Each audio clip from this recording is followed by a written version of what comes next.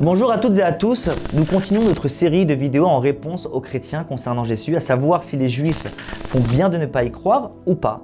Je vous rappelle que l'on reprend et on répond à une vidéo d'un conférencier chrétien que l'on surnomme ici MDN, qui tente de prouver que Jésus est le Messie attendu par Israël et par le monde en se basant sur la seule méthode qui est la bonne selon lui, comme selon la grande majorité des chrétiens, à savoir la tradition juive et les preuves de l'Ancien Testament. Là encore, on va couper le prochain passage en plusieurs points pour que cela soit plus clair, car beaucoup de choses sont dites et très rapidement, alors que c'est un point très important pour les chrétiens et qui exige d'être bien décortiqué. Alors, d'autres aspects du contexte de la venue du Messie, la prophétie d'Isaïe, voici qu'une jeune femme sera enceinte, elle va enfanter un fils et on lui donnera le nom d'Emmanuel.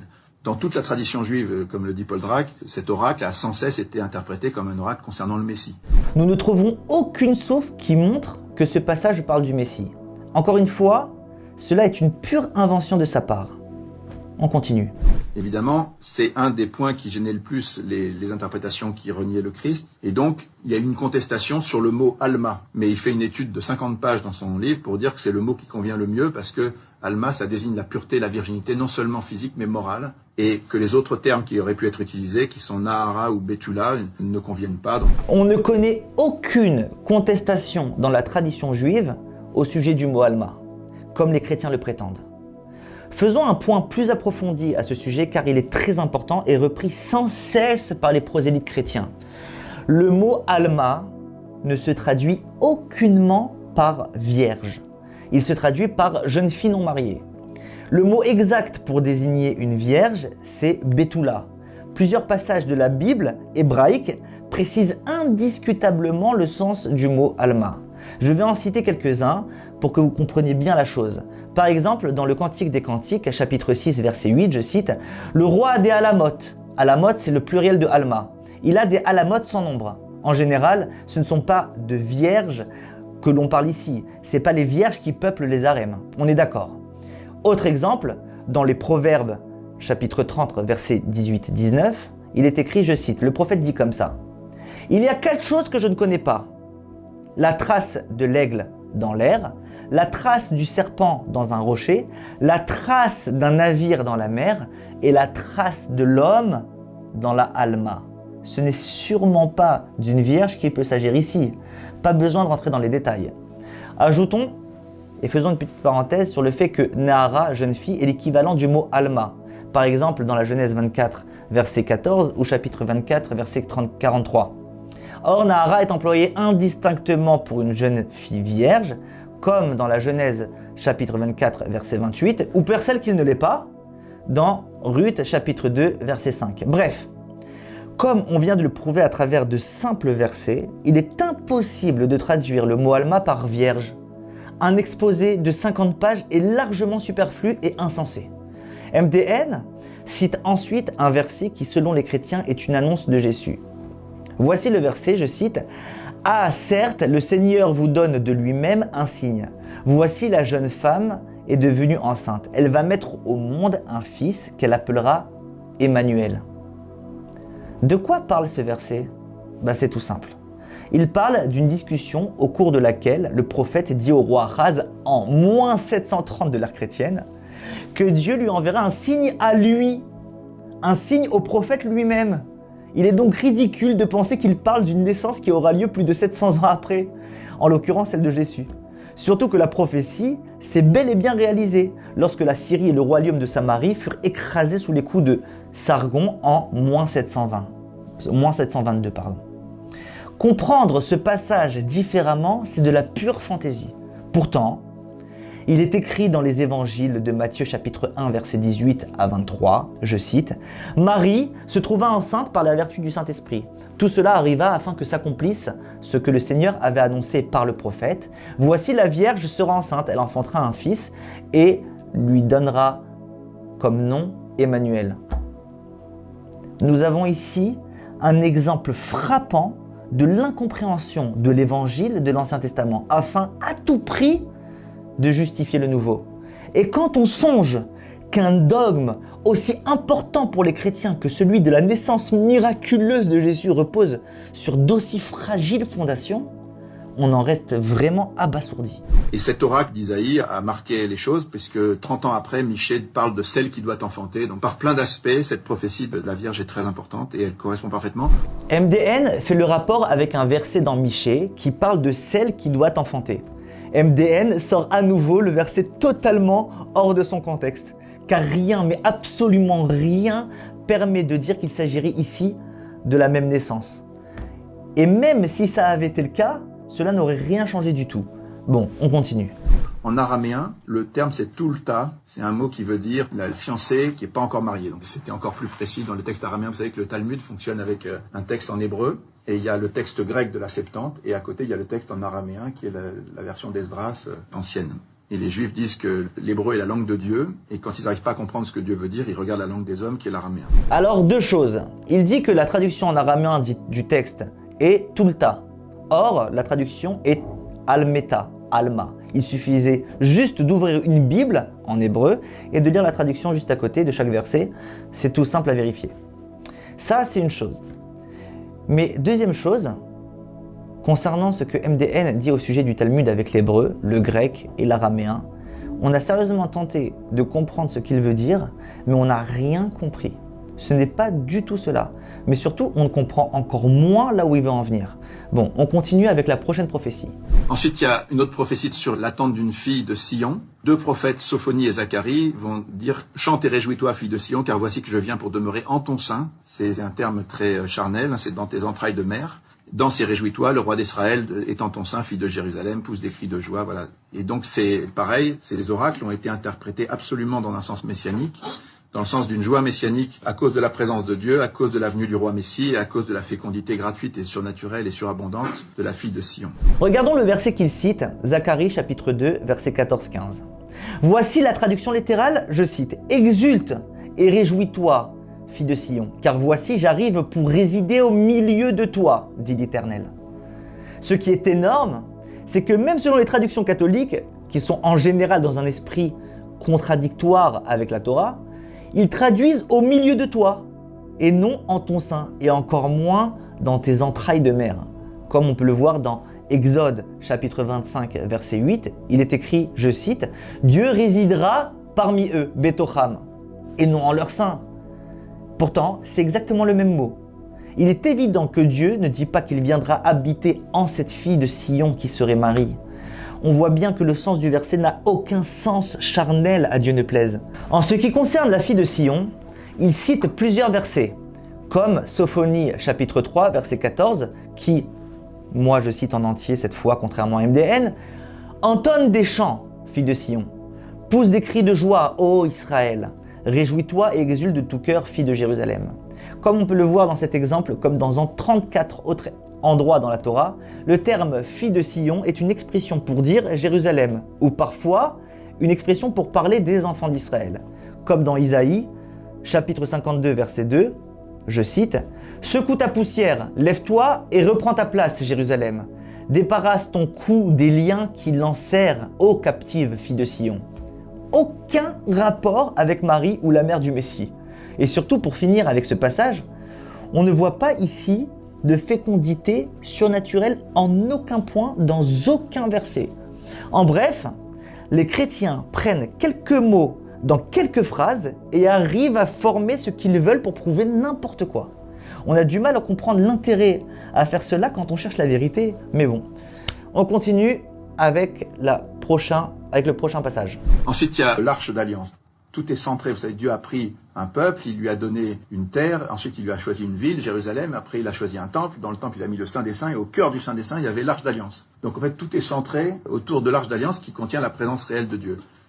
En fait, l'arche d'alliance, c'est une figure de la Vierge Marie qui va recevoir la présence de Dieu. Tous les endroits où Dieu descend, puisque Dieu est descendu sur le mont Sinaï, il est descendu sur la tente de la rencontre, il est descendu sur l'arche d'alliance et le temple. À chaque fois que Dieu descend, il y a une nuée lumineuse qui couvre l'arche de son ombre. Mais c'est exactement ce qui est arrivé à Marie quand elle est devenue l'arche de la Nouvelle Alliance, c'est l'Esprit Saint qui l'a couvert de son ombre. Les rabbins disent qu'il y aura 3 temples. Le premier temple, c'est celui de Salomon, le second, celui d'Esdras, le troisième, celui du Messie, qui descendra spirituel des cieux par cette mère choisie. On ne peut comprendre l'argument de ce passage uniquement si nous accordons foi aux évangiles. Or, ce n'est pas le cas. Donc, aucune preuve ici. On le répète encore une fois, c'est comme si les musulmans arrivaient à prouver des choses antichrétiennes à travers le Coran.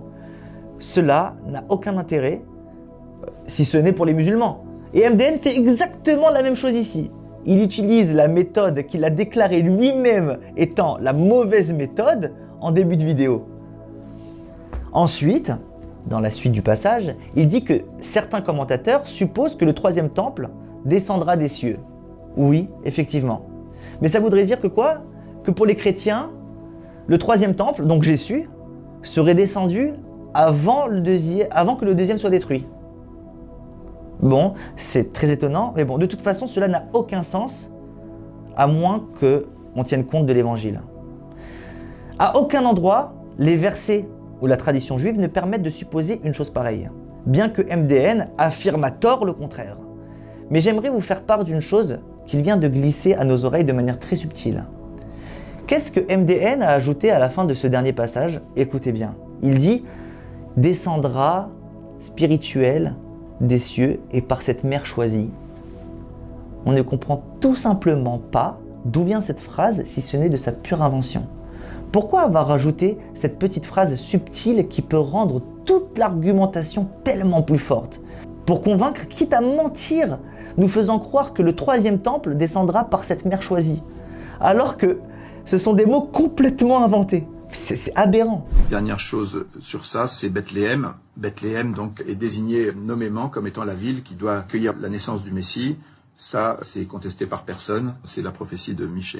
Le verset dit dans Michée, chapitre 5, verset 1, je cite « Or, c'est de toi, Bethléem Ephrata, si peu importante parmi les groupes de Juda, c'est de toi que je veux que sorte celui qui est destiné à dominer sur Israël, et dont l'origine remonte au temps lointain, aux jours antiques. » Mimecha li yatsa veut dire en hébreu « de toi me sorte » et aucunement « de toi que me naîtra ». Même selon les traductions chrétiennes, on ne traduit pas comme MDN le traduit. Changer « de toi me sorte » en « c'est de toi que me naîtra » arrangez bien MDN, sauf que c'est une traduction fallacieuse. Passons.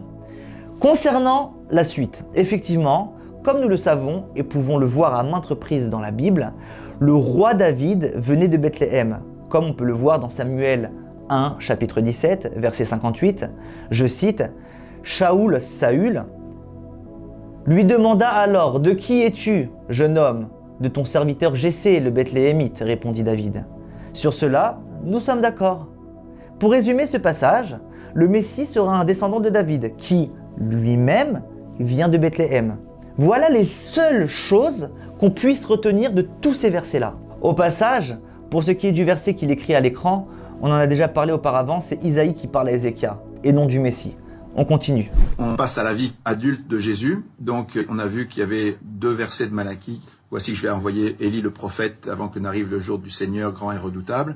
Je vais envoyer mon messager. Et, très important, pour qu'il fraye un chemin devant moi. Et soudain, il entrera dans son sanctuaire, le Seigneur que vous cherchez, l'ange de l'Alliance. L'ange de l'Alliance, interprété par tous les rabbins comme étant l'ange du Seigneur. Il dit c'est l'ange du Seigneur dans lequel réside le nom divin, c'est l'ange qui apparaît dans le buisson ardent, c'est l'ange qui fait sortir le peuple d'Égypte, c'est l'ange rédempteur promis aux Israélites dans lequel réside le nom de Dieu, et donc il parle du Messie. Donc c'est encore une figure absolument divine donnée par les rabbins. Dans ce passage, MDN ramène beaucoup de versets de la Bible hébraïque afin de prouver que c'est un être divin que les Juifs attendaient en tant que Messie, un être divin. Sauf que tout vient d'une erreur de traduction du mot malach, qui veut dire plusieurs choses. Ange, envoyé, messager, mandataire, comme on l'a déjà vu au sujet d'Abraham dans une précédente vidéo. Le mot malach est traduit comme messager. Même s'il n'est pas bon en général de ramener les traductions chrétiennes qui sont trop approximatives, voire souvent anti-Torah, on les met à l'écran pour montrer que sur cette traduction du mot malach, il n'y a aucun doute pour personne, même pour les chrétiens, que cela ne veut pas dire ange et encore moins être divin. Et en plus, ce ne serait pas nouveau que Dieu s'exprime comme ça en disant malach pour parler de son serviteur fait de chair et d'os, pas un demi-dieu ou un ange.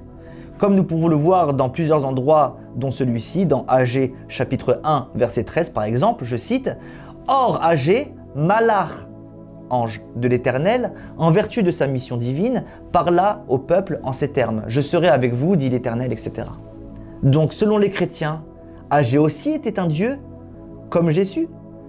Parce que c'est exactement la même expression au sujet de Agé qu'au sujet du Messie. Donc Agé aussi, ce serait un Dieu. En gros, MDN traduit le texte de manière erronée pour en arriver à une conclusion qui est fausse.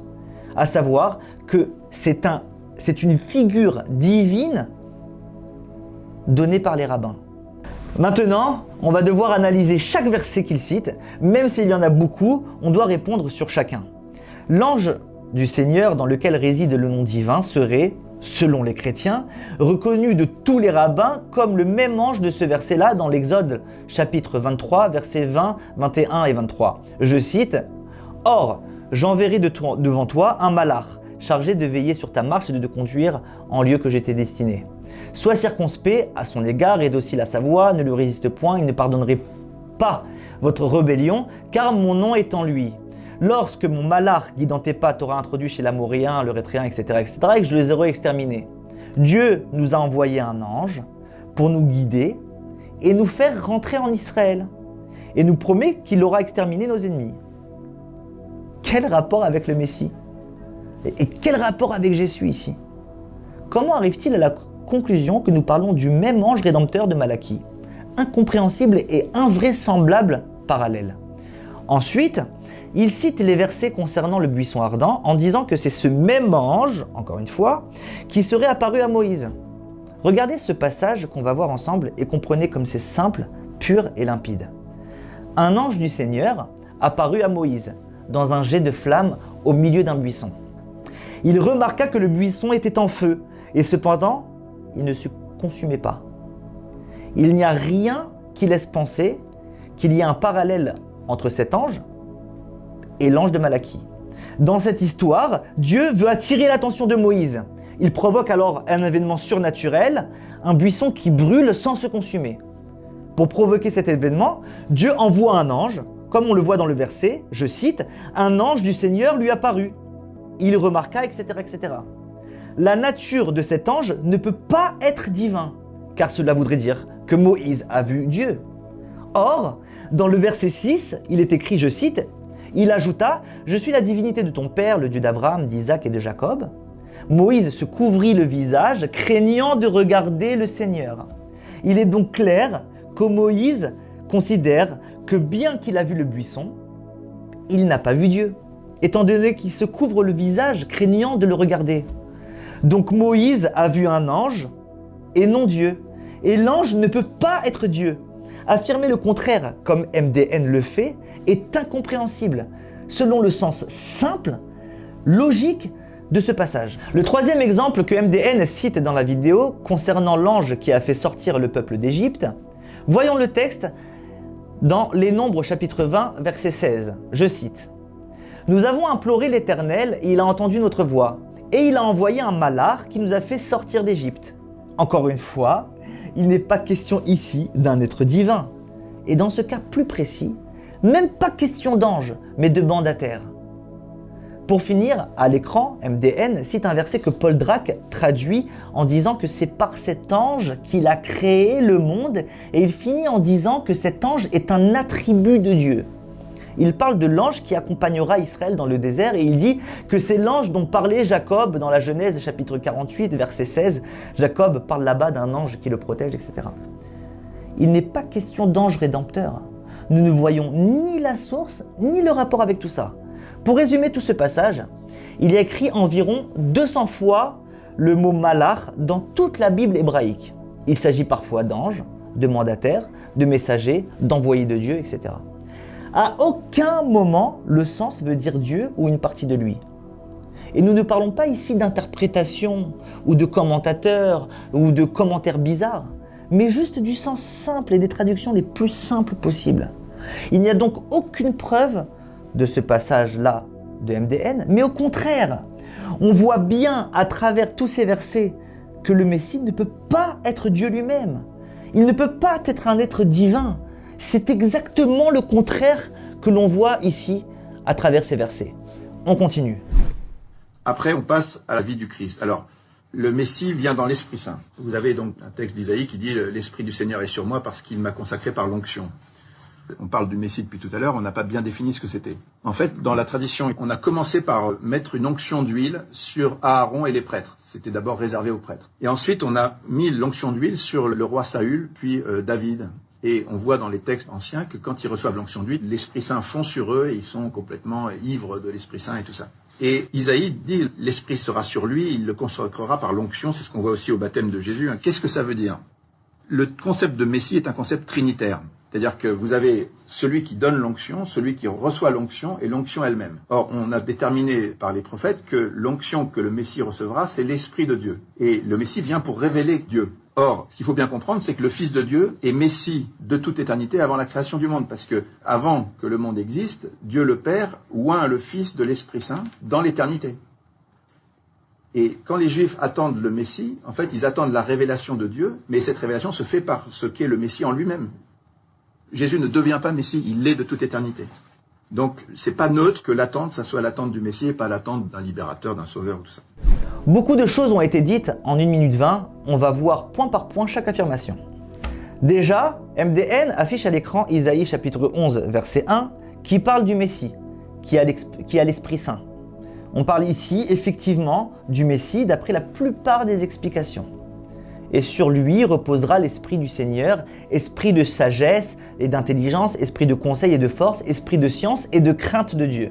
Il cite ensuite Isaïe 61.1 pour les mêmes raisons. Je cite « L'Esprit du Seigneur, de l'Éternel, repose sur moi, puisque l'Éternel m'a conféré la mission de porter un heureux message aux humbles.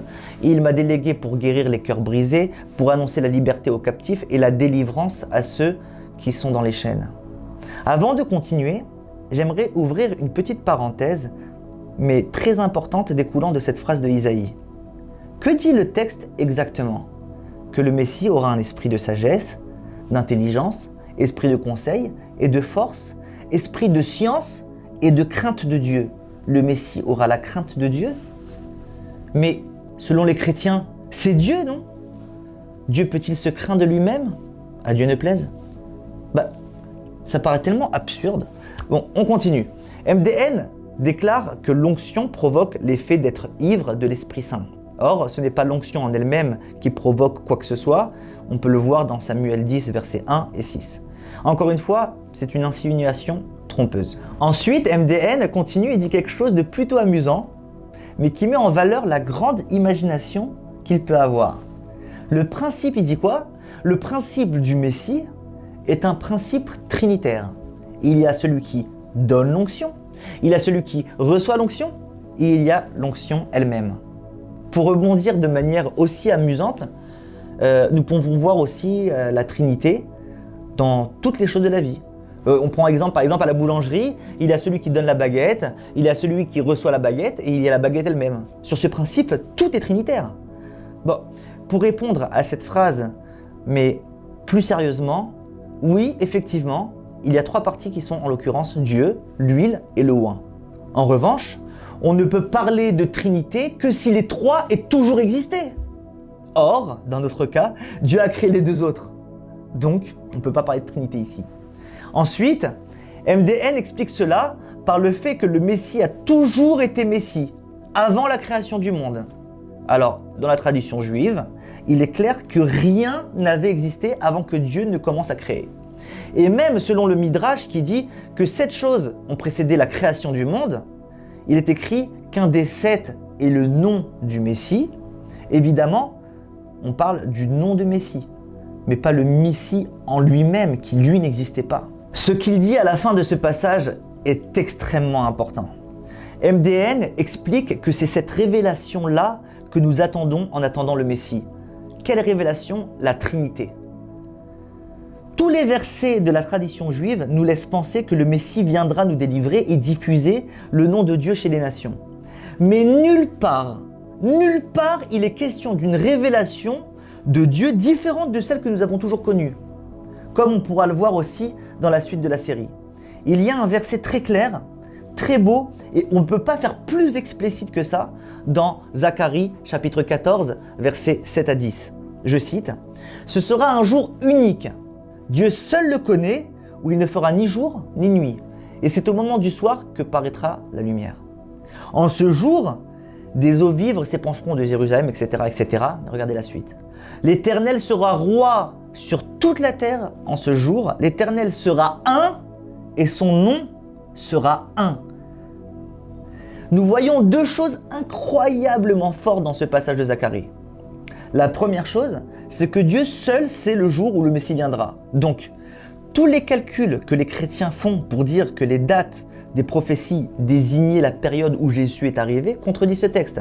D'après ce texte, le prophète Daniel ne pouvait donc pas affirmer que les 490 ans sont la date de la venue du Messie, comme on l'a vu dans nos précédentes vidéos. Sinon, les deux prophètes se contredisent. Soit on peut, oui, effectivement calculer la date du Messie, ou non. Ça se contredit.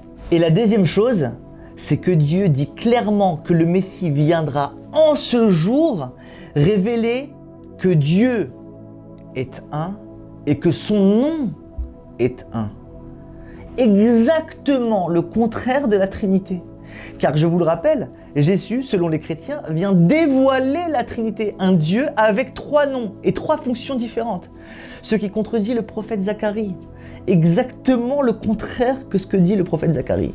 Cette preuve est d'une puissance mais phénoménale pour contredire toute personne qui viendrait dire que Jésus est venu dévoiler la Trinité.